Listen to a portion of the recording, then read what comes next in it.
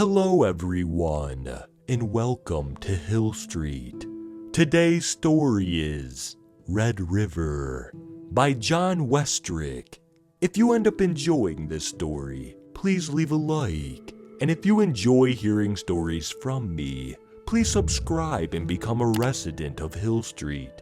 And let me know how I'm doing in the comments.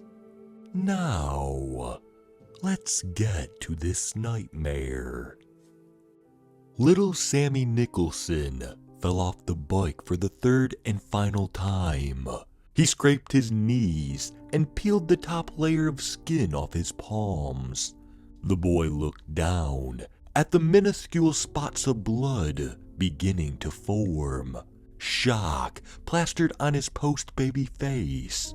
His piggy eyes watched in paralytic fascination as the blood ran the track formed by the grooves in his hands. A winding river of blood in his palms. Red River, fresh blood please deliver. The tubby kid began to cry. Yes, from the pain, but more so from the invasive thought. It was an interloper, not belonging to the boy, yet it was definitely voiced in his mind. It hinted that not all would be the same. Things change. A tiny child is powerless to the inevitability of it all. Ideas come and go, yet this one lingered. It taunted the boy, teasing of secrets beyond his understanding. Hidden fruit just out of reach. Sammy, now all too aware of just how far from the house he was, picked up his bike, nervously glancing around. The sun was quickly setting. With each second, the day got darker. He wished he would have stayed with his little sister and mom. The idea of riding alone, seemingly a grave mistake. Forgetting about his grazed knee and bleeding hands, a fear unidentifiable, grasping for his attention. His eyes darted back and forth into the pools of shadows, expecting to see cat eyes peering back at any moment. No figures, no creatures, no blood-sucking vampires, no brain-eating zombies, just blackness. This didn't put his mind at ease. In fact, young Sammy became more scared with each glance. A tickling sensation on his arm. With a start, the boy looked down only to see the forgotten stream of blood running down. It ran halfway down his forearm, only to pool into pregnant drops and splatter onto the ragged pavement. Glancing behind him, he noticed a trail of blood droplets leading from the scene of the accident. Sammy turned back to continue his long trek home. His heart skipped a beat. Standing about a football field's distance down the road, blocking his way home, a man. The figure stood on the bridge, peering unblinkingly at the murky waters down below his feet. The boy, knowing he ought not approach, yet seeing no way past, gritted himself for the encounter that must be. As the boy approached, he noticed more about the man. He was oddly dressed. The old-timer wore khaki shorts, what seemed to be a Hawaiian shirt, and flip-flops. The man was the spitting image of his grandfather.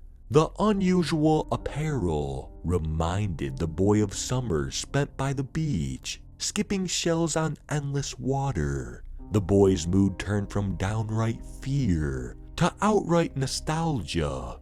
He missed his grandpa, who died the previous year from something his mom called cancer. Sammy doesn't quite know what cancer is, but he's old enough to hate it.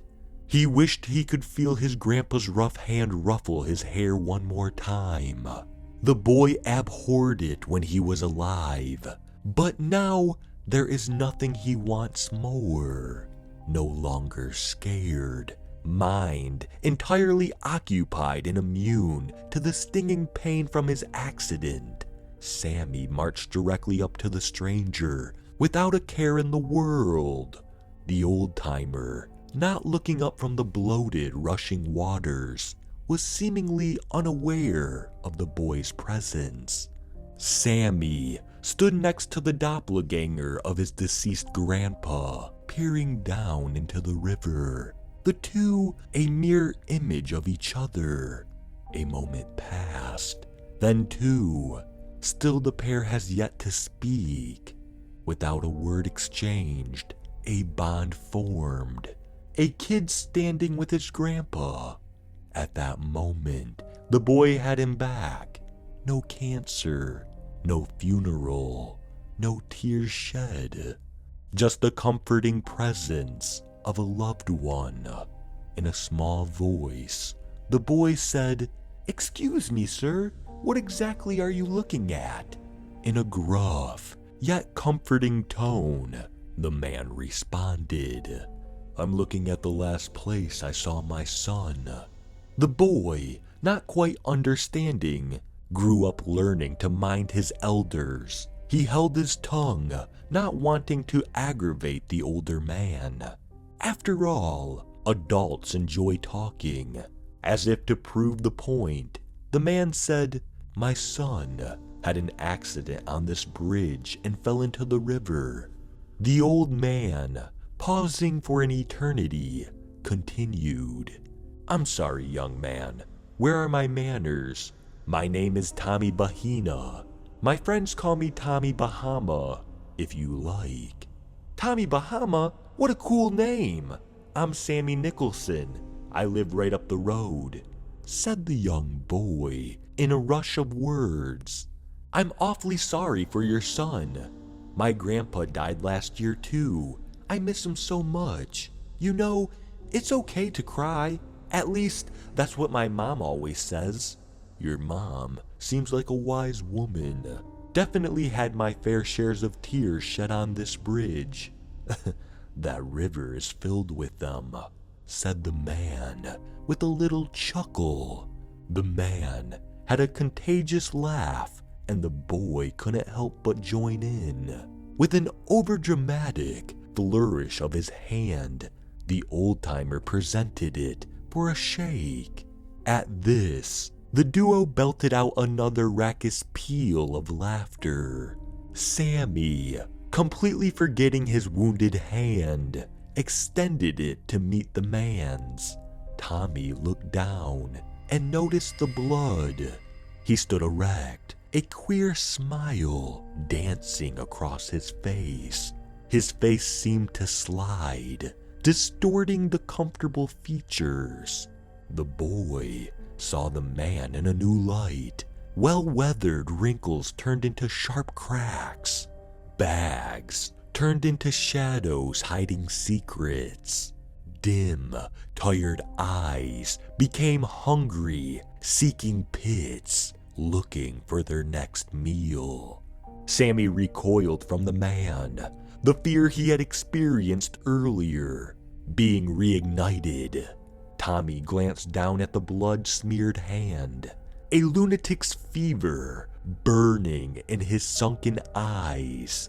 The twisted man looked at the boy, thirst clearly visible on the darkened landscape of his face. In the same careless estimation, a lion sized up the buffalo. The elderly man studied the child. When the boy was certain the man was going to pounce, the friendly face seemed to reappear as if it had never left. The boy, unsure of what he just saw, took a healthy step back from the man. In a voice a bit shaky, the boy said, "It was nice meeting you, but my mom will be wondering where I got off to. I should be going. Besides, I'm not supposed to be talking to strangers." It's never good to worry your mom, but it's not quite night yet. I'm sure she won't mind you chatting a bit with an old-timer like myself," said the man in a reasonable tone. "Sammy, do you like stories? I love them, and I'm old, which means I got the best ones. Want to hear one?" The man looked so lonely and eager to tell a story. The poor boy could hardly resist. "You promise it will be a short one? I really do need to get home," the boy exclaimed. A somber-looking Tommy responded, "Cross my heart," with a goofy crossing gesture. The old man had the pair laughing once again. Sammy, starving for the old stories his grandpa used to tell, excitedly nodded his head. "Do me one favor first. Look down into the river," said the serious man. The boy looked down into the gurgling waters below. The water, in the golden light of the fading sun, looked red. The dark red of blood, fresh from the vein. Oddly enough, the boy thought of the blood running in the grooves of his palms. That delirious mantra rushed back into his mind. Red river, fresh blood please deliver. The undesired phrase repeated in his mind like a scratched record.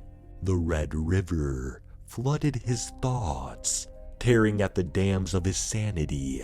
It threatened to scoop him up in its rush of madness, leaving him stranded on the banks of lunacy. Just as the boy thought he could not bear to hear it utter one more time, the old man spoke once again. "The Red River is beautiful in the moments before the sun goes down.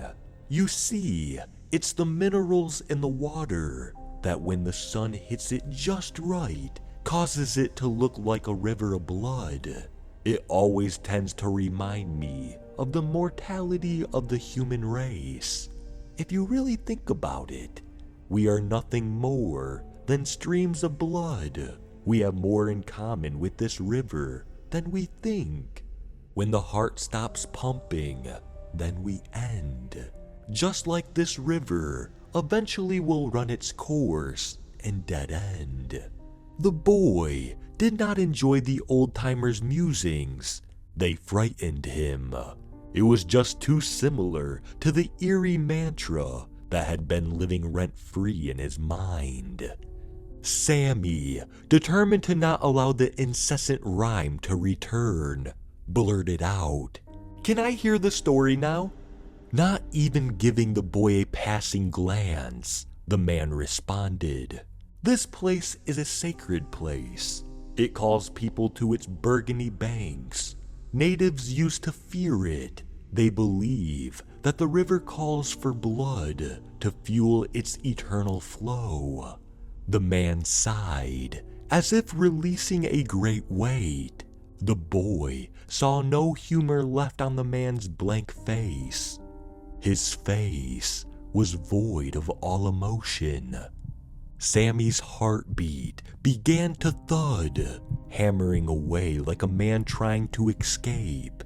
The man turned from the winding curves of the river to look at the boy with sympathy in his eyes. In a regretful tone, the man began the story. A Spanish conquistador came to America looking for the streams of eternal life. He dedicated his whole life to the affair. His men were driven beyond their breaking point. They abandoned him, stealing his supplies and leaving him to die. One man stayed with the old conquistador, one man of 100, loyal to his cause. This man was his son, who grew up on the adventures his father shared. He vowed to his broken, beaten-down father that he would see it through. The father was proud. knowing that his son would do anything for him. They had been without food for nearly 2 weeks. They were diseased, and their bodies were being consumed by their own insatiable hunger. The adventurers came to this area. For days, they had been led to this river. They heard it calling to them, "Red River, Red River, fresh blood, please deliver." This mantra filled their consciousness. They dreamed of red rivers. They trudged forward, their feet beginning to bleed, and their skin blistered from the cruel heat. They felt no pain, until, similar to us, they looked from the banks to see the river of blood below them. 5 years later, the old conquistador returned alone. Young Sammy stared at the river in disgust, entirely shocked that the man quoted the incessant riddle he had been hearing since he fell off his bike. Unable to move, paralyzed by fear, the boy asked, "What was that old conquistador's name?" The man looked at the boy with a sly grin. "Very good. You might be the first one to make that connection. I do appreciate a smart boy. His name was Thomas Bahina." The boy's jaw dropped and his bladder let loose. Wetness ran down his leg, soaking his shorts. In a barely audible tone, the boy asked, "How did your son die?" "Bravo! It is quite a shame for such a clever boy to have such few years of life. You see, eternal life is achievable, but it has such a horrible cost. It's not free. Life for life is the trade. Your life shortened, my life lengthened." The boy, bike in hand trembling with fear, closed his eyes in resolve. The sun went down on a frantic Laura Nicholson, desperately searching the front yard for her missing son. Phone was in hand to dial the police department when the concerned woman looked into the darkness and saw a shape. It was a male figure walking towards her, a sledgehammer beating away from the inside of her chest. The man stepped into the light, and with a sigh of relief, she noticed it was her son. She went to embrace him, yet something deep inside her cringed at his sight. He looked the same, if not a bit smeared with dirt, but his eyes stopped her in her tracks. They were hard, the eyes of a man who's seen too much. They looked her up and down and immediately dismissed her. The boy, in a emotionless tone, said, "Sorry, Mom, the chain on my bike broke and I had to walk back home." Laura looked and saw what seemed to be bloodstains on the sleeve of his shirt. She studied the boy's figure. She saw no wounds on him. His unmarred skin shone bright in the pale moonlight. The woman, still holding her son, closed the door, drowning out the steady beating of the river off in the distance.